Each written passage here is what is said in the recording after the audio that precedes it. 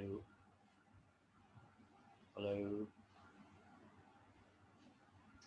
जी sir. आ रही है आवाज़? जी सर, आ रही है आवाज।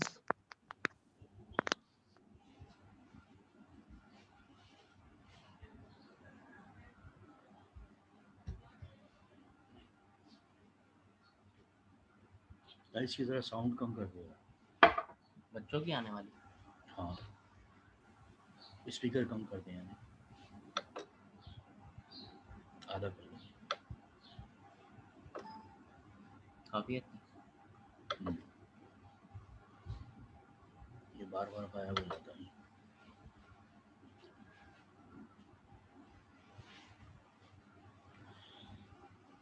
शशि बिस्मिल्लाहिर्रहमानिर्रहीम। आज हमारी बाकायदा पहली क्लास है।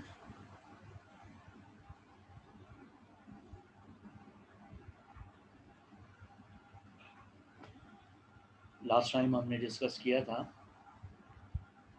तो उसमें हमने सिलेबस और कुछ ऐसी चीज़ें जो ऑलरेडी 3 में हमने पढ़ी थी। सर आवाज बहुत स्लो आ रही है सर, थोड़ा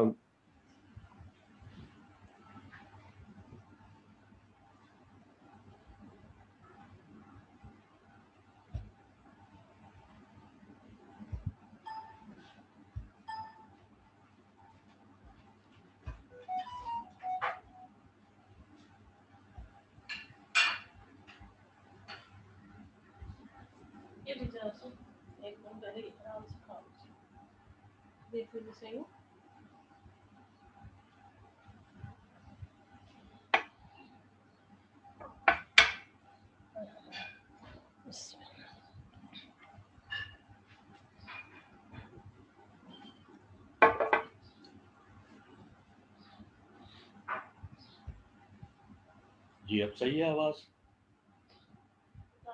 जी सर, सही है, बिल्कुल सही है। सर अभी भी आवाज बिल्कुल कम आ रही है, स्लो आ रही है। अपना वॉल्यूम बढ़ा दरानी दो। वॉल्यूम ऑन करो मोबाइल का। अच्छा जी, तो ये फुल माइक लेकिन फिर भी वॉल्यूम।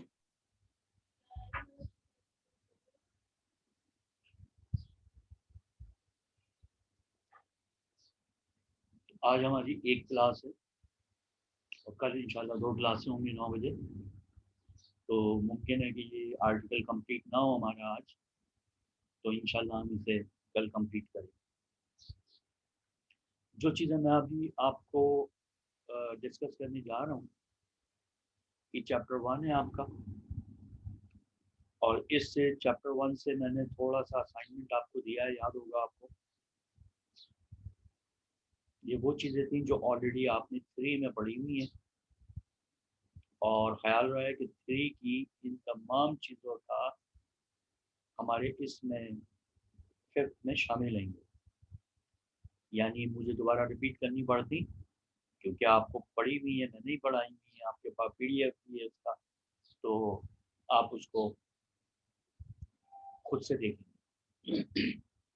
अब आइए, अब जो डिस्कशन हम स्टार्ट कर रहे हैं वो फ्रेश है बिल्कुल। यकीनन ये आपने इससे पहले भी पढ़ा है लेकिन इस अंदाज से नहीं पढ़ा जो इसको अभी हम डिस्कस करने जा रहे हैं। हमारा पहला टॉपिक है इलेक्ट्रिक डायपोल। यकीनन इलेक्ट्रिक डायपोल आपने इससे पहले भी पढ़ा हुआ है। उसमें और इसमें बुनियादी तौर पे फ़र्क है ट्रीटमेंट का।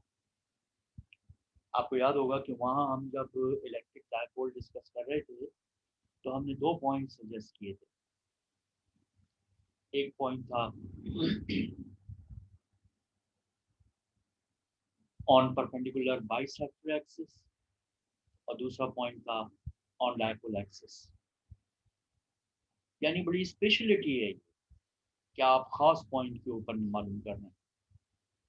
जरूरी थोड़ी है किसी भी पॉइंट पे, पॉइंट कहीं भी हो सकता है। चुनाचे इसे कहते हैं ऑर्बिट्ररी पॉइंट नंबर 1।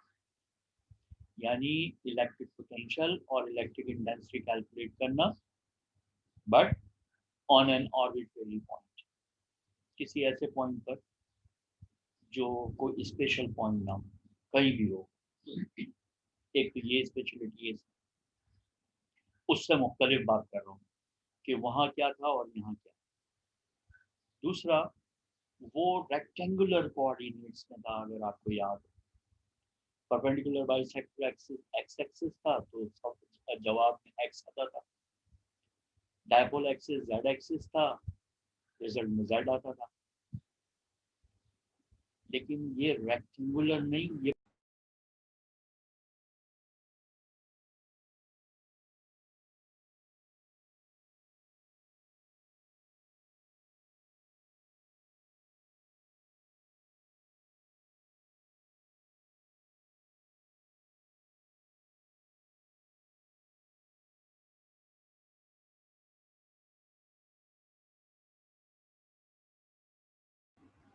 ये वाईफाई वाला प्रॉब्लम चल रहा है। अगर ये डिस्कनेक्ट हो तो आप इसको दोबारा कनेक्ट कर लेंगे। अब वापस आ गया है, मैं फिर दोबारा वहीं से शुरू करता हूँ जहाँ ये डिस्टर्बेंस आई थी।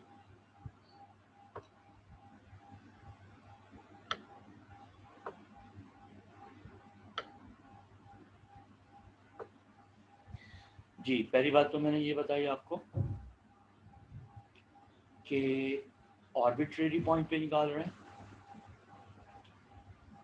हेलो, आवाज़ आ रही है? Hello hello hello. Yes sir. जी, पहली बात तो ये कि हम आर्बिट्रेरी पॉइंट पे निकाल रहे हैं, और दूसरी बात इन टर्म्स ऑफ पोलर कोऑर्डिनेट्स निकाल रहे हैं। चलें शुरू करते हैं, वरना यहीं रह जाएगी बात, क्योंकि अभी ये बीच में अनस्टेबल भी हो रहा है बार बार। इलेक्ट्रिक डायपोल,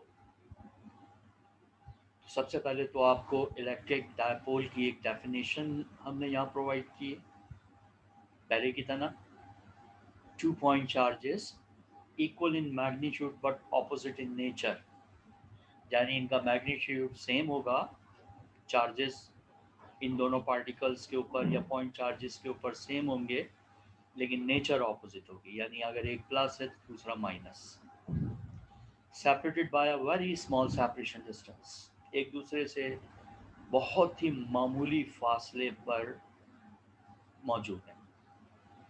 ये फासला बेइंतहा मामूली होता है, एक अंदाजे के मुताबिक ये कुछ भी हो सकता है, लेकिन एटॉमिक लेवल पर अगर हम बात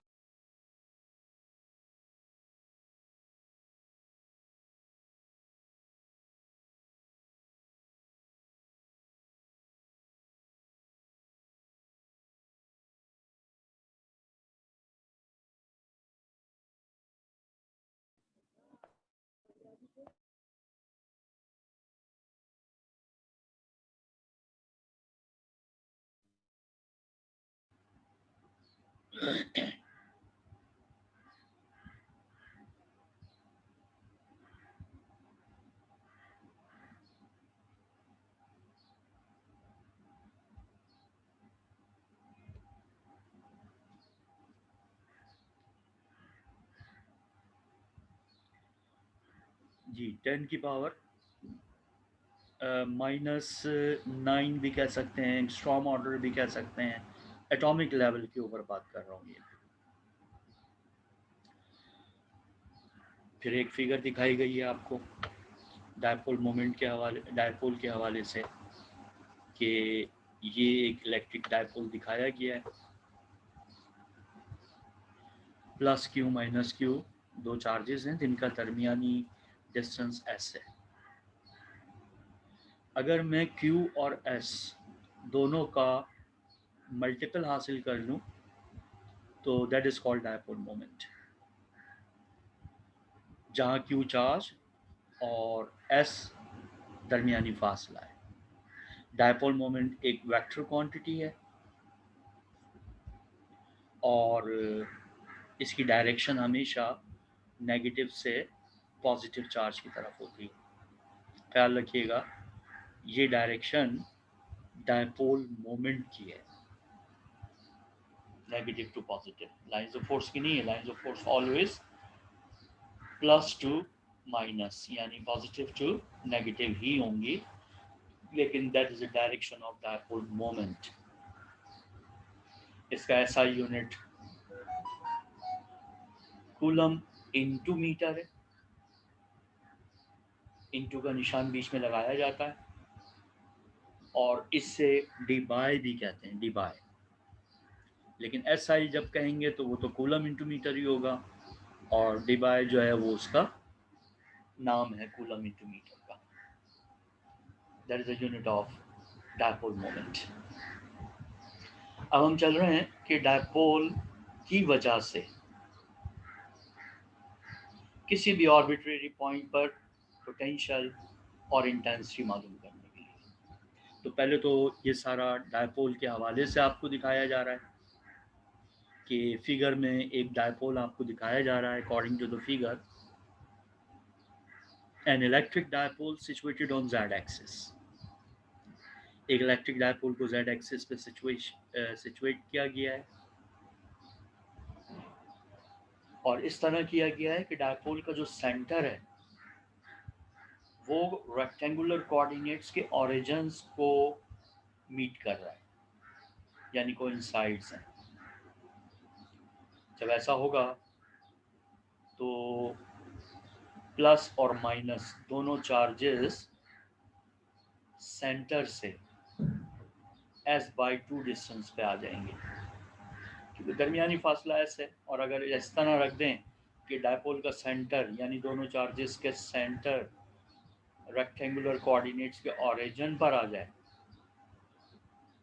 तो यकीनन हर चार्ज सेंटर से s/2 डिस्टेंस अवे हो जाएगा।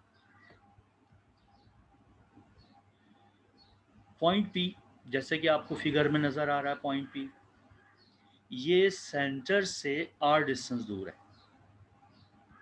और r जो फासला है वो z एक्सिस के साथ एक एंगल बना रहा है जिसे थीटा कह रहे हैं। और ख्याल रखिएगा, माइनस z एक्सिस के साथ जो एंगल है उसका वो पाई माइनस थीटा हो जाएगा, क्योंकि पूरा z एक्सिस 180 डिग्री का है। चुनाचे अगर ऊपर वाला एंगल थीटा है तो बाकी जो रिमेनिंग है जो बच गया z एक्सिस के साथ, that is pi minus theta. Plus charge के साथ इसका डिस्टेंस r a कहला रहा है, p पॉइंट का, और माइनस चार्ज के साथ इसका डिस्टेंस r b कहला रहा है। फिगर अच्छी तरह ज़हन नशीन कर लें, और अगर चाहें तो इसको साइड में अपने पास कहीं बना के रखें, क्योंकि बार बार जब भी हम बात करेंगे फिगर के हवाले से तो इस पेज पे वापस आना थोड़ा सा टाइम लेगा। इसलिए मैं आपको ये एडवाइस कर रहा हूँ कि आप इसको यहाँ अपने पास जल्दी से रफ में बना लें या जहन में रखें। सारी चीज़ें एक्सप्लेन मैंने कर दी हैं। प्लस चार्ज से फासला आर ए मैं आगे यूज़ करूँगा, माइनस चार्ज से फासला पी पॉइंट का आर बी, सेंटर से आर, मुझे आर मालूम है, ये ख्याल रहे। हर चार्ज ओरिजिन से s/2 डिस्टेंस दूर है, और आर जो एंगल बना रहा है z एक्सिस के साथ वो थीटा है, और जो बाकी बच गया है एंगल z एक्सिस का आर के साथ, that is pi minus theta. ये सारी चीज़ें यहाँ पर एक्सप्लेन भी कर दी गई हैं आपके सामने, इनको पढ़ भी लेंगे आप। अब हम पहले इलेक्ट्रिक पोटेंशियल और फिर इलेक्ट्रिक इंटेंसिटी फाइंड आउट करने जा रहे हैं। तो पॉइंट P पे इलेक्ट्रिक पोटेंशियल दो टर्म्स का मजमुआ होगा। एक पोटेंशियल होगा due to the positive charge, दूसरा पोटेंशियल होगा due to the negative charge. दो ही तो चार्जेस हैं पॉइंट चार्जेस डायपोल में। पॉजिटिव चार्ज की वजह से जो पोटेंशियल है, जो भी पॉइंट चार्ज का फॉर्मूला होता है उससे मैंने लिखा, चार्ज है Q, कांस्टेंट है 1/4 पाई एप्सिलॉन नॉट, और डिस्टेंस है चार्ज का और पॉइंट P का RA। चुनाचा प्लस चार्ज का पोटेंशियल आपके सामने मौजूद है। फिर माइनस चार्ज का पोटेंशियल, चार्जेस अगर माइनस हो तो उनके पोटेंशियल भी माइनस में होते हैं। पुरानी बातें हैं, ये सब ख्याल रहे। वो भी चार्ज क्यू है और उसका फासला पॉइंट पी से आर बी है। Q upon 4 pi epsilon nought R B. दोनों टर्म्स लिख दी गई। फिर मैंने कॉमन निकाल लिया Q upon 4 pi epsilon nought. Now within bracket 1 upon RA minus 1 upon RB, both the distances between point P and the charges. अब हमें इसे इक्वेशन नंबर 1 कह के यहाँ छोड़ दिया है, क्योंकि जब तक RA और RB का फासला की वैल्यूज हमें मालूम नहीं होगी तो हम इसे डिस्कस नहीं कर सकेंगे। और वाज़ेह है, हमें जो मालूम है वो क्या है, वो डायपोल के सेंटर से फासला मालूम है RA RB हमने खुद डिस्टेंस लिया है। अब आप खुद समझते हैं एस बे इंतहा मामूली है एंगस्ट्रॉम ऑर्डर में, उसके मुकाबले में आर जो है वो फील्ड पॉइंट है का डिस्टेंस है, यानी जिस पॉइंट पे हम पोटेंशियल निकाल रहे हैं उसका डिस्टेंस। तो आर बहुत बड़ा है एज कंपेयर टू एस। हमें आर मालूम है, आर ए आर बी थोड़ा बहुत फर्क जरूर होगा, लेकिन एग्जैक्ट वैल्यू आर ए और आर बी की मालूम करनी चाहते हैं हम इन टर्म्स ऑफ आर। इसलिए ये सारा डिस्कशन इस तरह से किया जा रहा है। छोटी क्लासेस में तो हम अप्रॉक्सीमेशन यूज़ करके बात को आगे बढ़ा देते हैं, यानी 3 में भी किया है आपने, पोटेंशियल निकाला है वहाँ भी, लेकिन वहाँ अप्रॉक्सीमेशन यूज़ किया गया और आगे बढ़ गए। रिजल्ट हमारा 2 लाइन में आ गया, लेकिन यहाँ अप्रॉक्सीमेशन यूज़ नहीं करेंगे। अब आप थोड़े से बड़े हो गए, इसलिए आर ए और आर बी की values in terms of R चाहिए होगी। चुनांचे देखें फिगर जिसका मैंने अभी तस्करा किया था आपसे, उसमें मैं आपको एक ट्राइंगल दिखाता हूँ। ट्राइंगल है ओ पी प्लस क्यू। वापस भी चले जाएंगे क्योंकि अभी एक ही पेज ऊपर है। ओ पी प्लस क्यू, ओ देखें पॉइंट ऑरिजिन, पी देखें जिस पे निकालना है, और प्लस क्यू चार्ज के ऊपर जाएं तो दैट इज़ अ ट्राइंगल। मुझे इसकी 3 साइड्स आर, आर ए और एस बाई 2 हैं, और जो एंगल है वो थीटा है। हमें मालूम करना है आर ए। इस ट्राइंगल पर पाइथागोरस थ्योरम यूज़ नहीं हो सकता, क्योंकि पाइथागोरस थ्योरम वगैरह जो हैं ये सब राइट एंगल ट्राइंगल पे होते हैं, ये राइट एंगल ट्राइंगल नहीं है। चुनांचे मैं इस पर कोसाइन लॉ यूज़ करूँगा। जिस ट्राइंगल का भी मैंने तस्करा किया उस पर कोसाइन लॉ यूज़ किया गया। आर ए स्क्वायर यानी एक साइड का स्क्वायर बराबर है दूसरी साइड का स्क्वायर, तीसरी साइड का स्क्वायर। आर ए एक साइड है और दूसरी साइड है एस बाई 2 थर्ड साइड। जिस आर ए की मैं वैल्यू निकालना चाहता हूँ उसके सामने वाला एंगल थीटा है, तो कोसाइन लॉ क्या बना, R square plus S by 2 whole square minus 2 R S by 2 cos of theta. That is a cosine law. इसको जाकर आप दोबारा फर्स्ट ईयर की बुक से देख भी सकते हैं, और किसी भी ट्राइंगल पे किस तरह लगता है उसे भी एक नज़र वहाँ डाल जरूर दीजिएगा। मैंने राइट हैंड साइड की तीनों टर्म्स में से आर स्क्वायर कॉमन लिया। पहली टर्म में आर स्क्वायर था, आ गया कॉमन। दूसरे में नहीं था आर स्क्वायर, डिवीजन में आ गया। तीसरे में एक आर था, 2 कैंसिल हो गया था, एक आर डिवीजन में आ गया। यानी जब मैं आर स्क्वायर से दोबारा अंदर मल्टीप्लाई करूंगा तो मुझे वही टर्म हासिल हो जाएगी जो ऊपर लिखी हुई है। इस तरह भी कॉमन निकाला जाता है। अब राइट हैंड साइड का आर स्क्वायर जो कॉमन निकाला था उसको लेफ्ट पे ले गए, R A square divided by R square. 1 को मैंने लिखा और फिर बाकी जो 2 टर्म्स थी उन्हें एक ब्रैकेट में डाल दिया। यानी आसान लफ्ज़ों में उन्होंने 2 टर्म्स बनाने की कोशिश की है। 1 is the first term and the other bracket is the second term. Sir ये नीचे 2 कहाँ से आया? ये R upon 2 S upon 2। Triangle में जाके देखिए,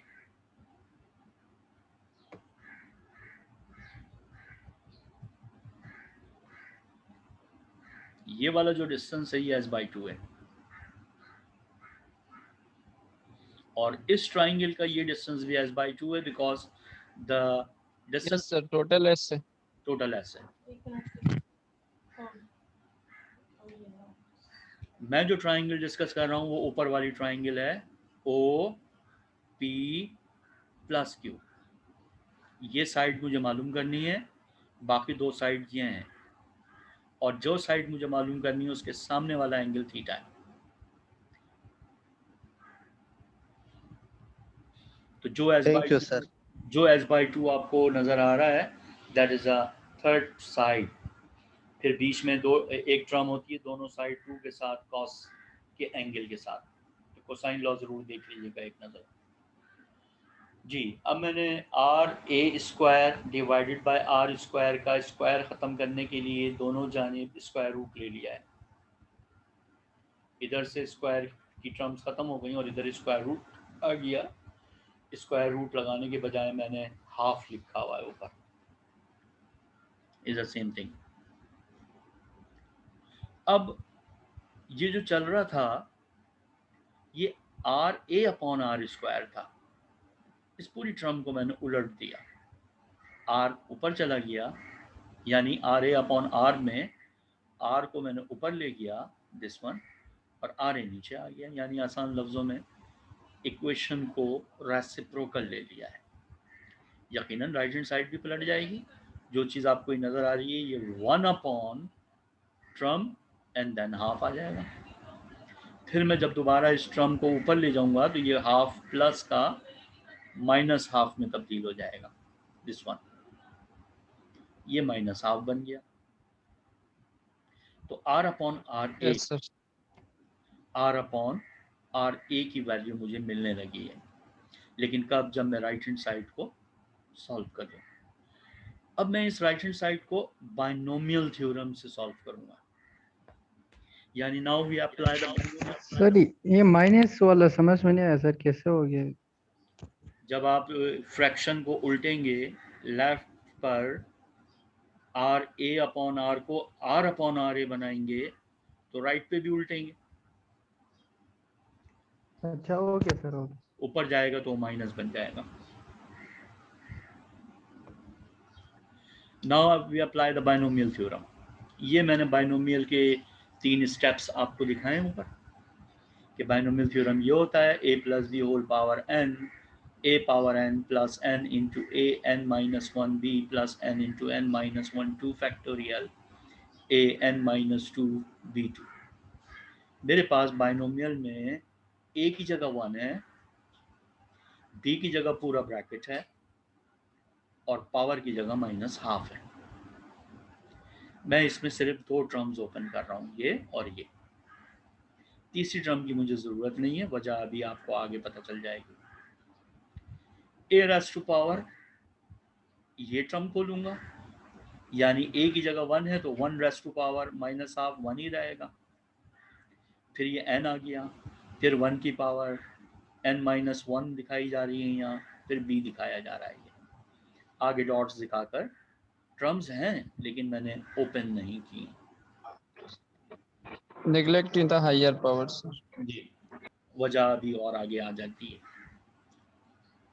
खोलने को तो हम इसे इनफाइनाइट तक ले जा सकते हैं क्योंकि पावर माइनस हाफ है, लेकिन यही 2 टर्म्स हमने ओपन किए हैं यहाँ पर।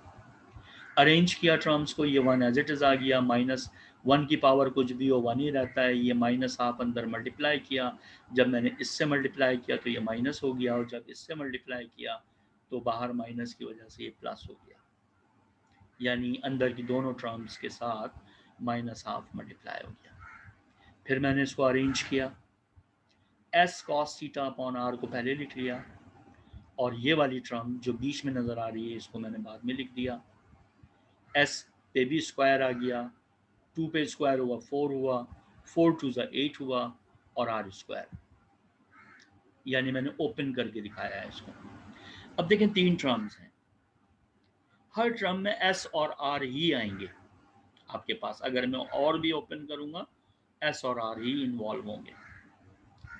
एस और आर, इनमें बड़ा फर्क है, अभी मैं बताकर आया हूं आपको आगे कि R is very greater than S. तो जब हम आर बहुत बड़ा है, एस बहुत छोटा है, जब हम किसी चीज़ को स्क्वायर करते हैं बड़ी चीज़ को तो वो और बड़ी हो जाती है, किसी छोटी चीज़ को स्क्वायर करते हैं तो वो मज़ीद छोटी हो जाती है। इसका मतलब जो टर्म मुझे तीसरी नज़र आ रही है उसमें एस स्क्वायर बहुत छोटी टर्म है, आर स्क्वायर बहुत बड़ी टर्म है, फिर आर स्क्वायर 8 से मल्टीप्लाई भी हो रही है।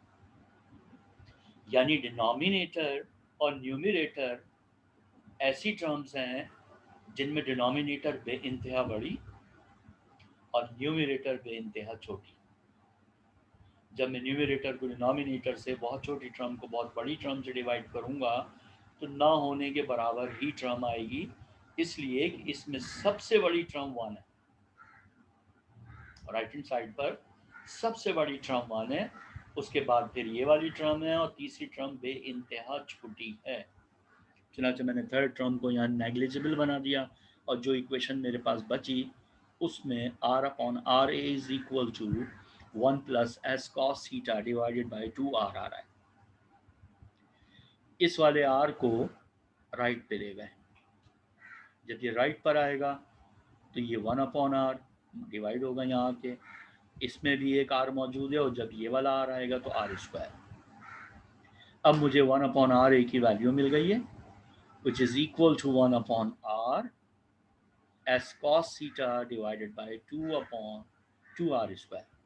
ख्याल कीजिए r a की value in terms of r and theta मिल रही है। इस रिजल्ट को इक्वेशन 2 कह के यहाँ छोड़ दिया। अब पहुंचते हैं हम नेक्स्ट ट्राइंगल की तरफ। अब जो मैंने ट्राइंगल लिए वो ऊपर वाली ट्राइंगल ली थी पहले, अब मैं नीचे वाली ट्राइंगल पे हूँ जहां आर बी इन्वॉल्व हो रहा है। ओ पी क्यू माइनस, यानी माइनस वाला चार्ज वाला पॉइंट, पी और ओ पहले की तरह, मुझे आर बी की चाहिए। फिर हमने कोसाइन लॉ यूज किया कि R B square is equal to R square plus S by 2 whole square minus 2r एक side, S by 2 another side, और cos of angle pi minus theta. क्योंकि R B के सामने जो angle है इस दफा वो कॉस पाई माइनस थीटा है, और जैसा कि आप जानते हैं कि cos pi minus theta minus cos theta के बराबर होता है, इसलिए जब मैं कॉस पाई माइनस थीटा की वैल्यू रखूंगा यहाँ पर इस जगह पर, यहाँ रख दी मैंने ये माइनस कॉस थीटा, तो ये माइनस और ये माइनस मिल के प्लस हो जाएगा और इक्वेशन ये आ जाएगी। फिर दोबारा आर स्क्वायर कॉमन निकाल लिया पहले की तरह, यहाँ आर स्क्वायर था 1 आ गया, यहाँ नहीं था डिवीजन में आ गया आर स्क्वायर, क्योंकि मैंने आर लिखा है सिर्फ यहाँ, इस स्क्वायर की वजह से ये स्क्वायर ही में आ रहा है। यहाँ एक आर था तो एक आर डिवीजन में आ गया। आसान लफ्ज़ों में जब मैं इस आर स्क्वायर को दोबारा अंदर मल्टीप्लाई करूँ तो मुझे ये वाली इक्वेशन फिर मिल जाएगी। ये भी कॉमन निकालने का एक तरीका है। छोटी क्लासेस में बचपन में ऐसे कॉमन नहीं निकालते थे आप, लेकिन यहाँ इस तरह निकाल सकते हैं। नाउ दिस आर स्क्वायर, अब इस आर स्क्वायर को लेफ्ट पे ले गए, डिवीजन में आ गया, और R B square upon R square बन गया। ये 1 मैंने ऐसे ही लिखा और ये दो टर्म एक ब्रैकेट में डाल दी पहले की तरह।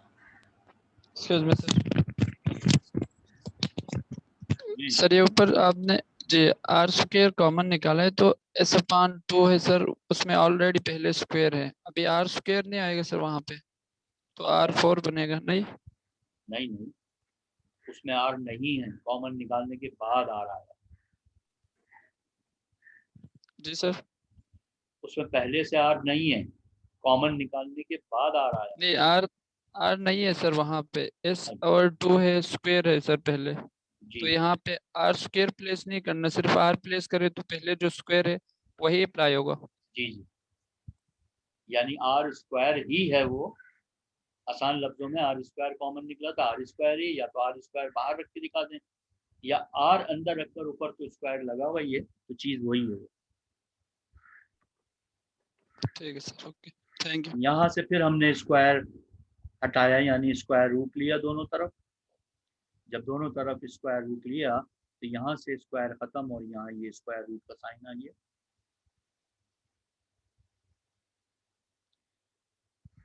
फिर मैंने इसको दोबारा पहले की तरह पलट दिया,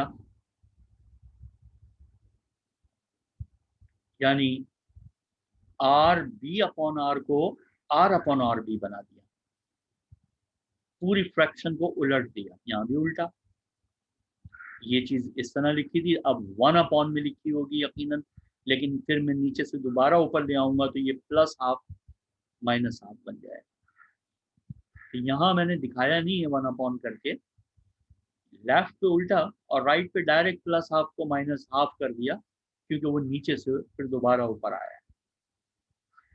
एंड अगेन बाइनोमियल थ्योरम, दोबारा बिल्कुल उसी तरीके से बाइनोमियल थ्योरम अप्लाई की गई और दो ही टर्म्स खोली मैंने यहाँ पर,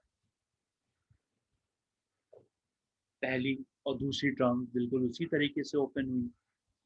पहले यहाँ माइनस आ रहा था लेकिन अब प्लस आ रहा है, और बाहर वाला माइनस हाफ जब इनसे मल्टीप्लाई होगा तो वो ये टर्म बनेगी। इस दफा मैंने मल्टीप्लाई करते हुए अरेंज भी कर लिया। फिर वही चीज कि 1/2 s/2 r होल स्क्वायर वाली टर्म बहुत छोटी टर्म है, because r is very greater than s। चुनांचे थर्ड टर्म नजरअंदाज कर दी और सिर्फ दो टर्म्स हमने ले ली, r/rb equal to 1 minus s cos θ/2r। ये हमें r/rb की वैल्यू मिल रही है। लेफ्ट से r को दोबारा राइट पे लेगा,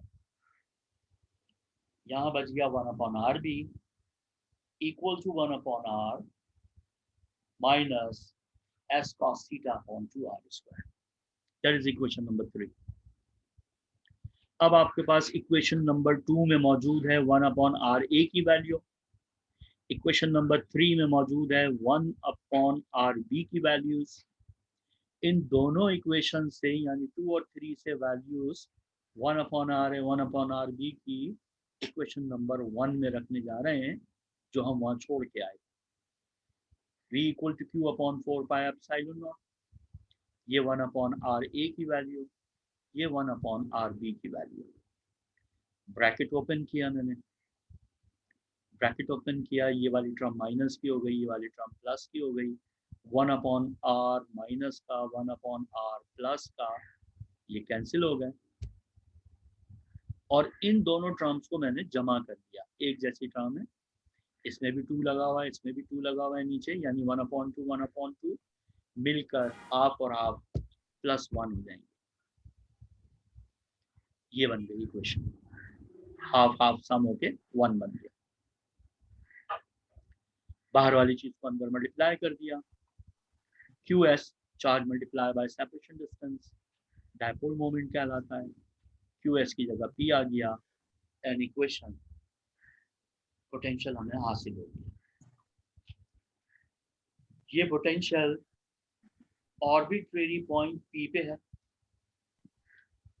यानी डायपोल की वजह से पोटेंशियल। दो चीजें इसमें मार्क करने वाली हैं।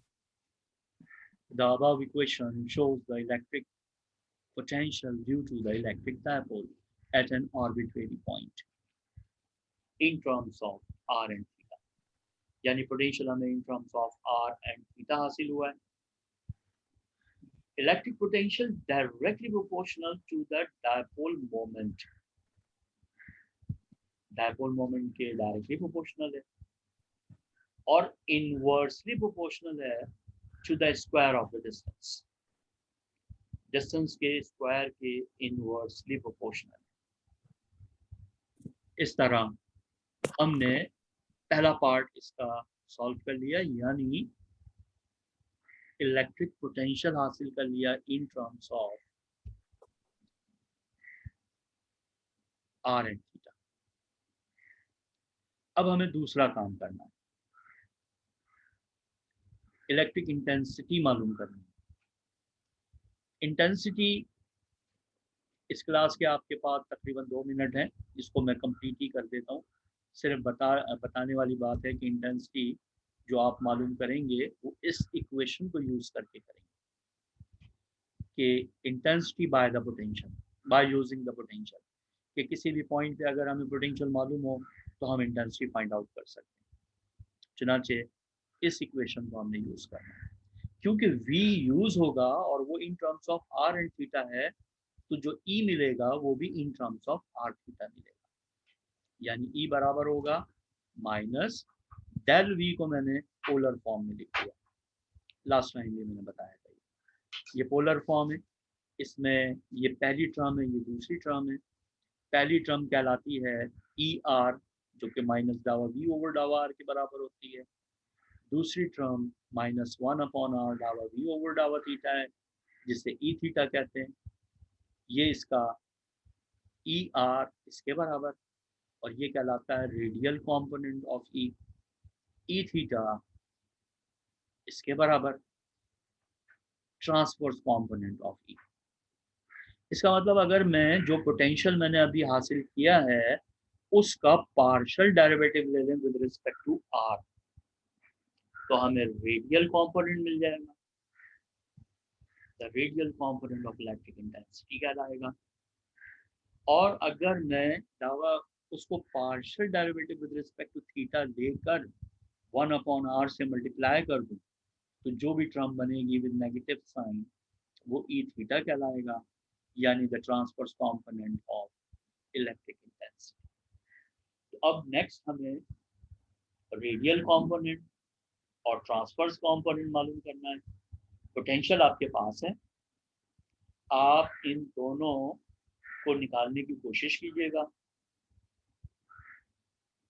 कल हम इन इक्वेशंस की मदद से रेडियल और transverse component of electric intensity हासिल करेंगे। कल आपकी क्लास 9 बजे होगी, क्योंकि लास्ट मिनट चल रहा है, किसी लम्हे भी क्लास जो है वो आपकी ख़त्म हो जाएगी अभी, तो दोबारा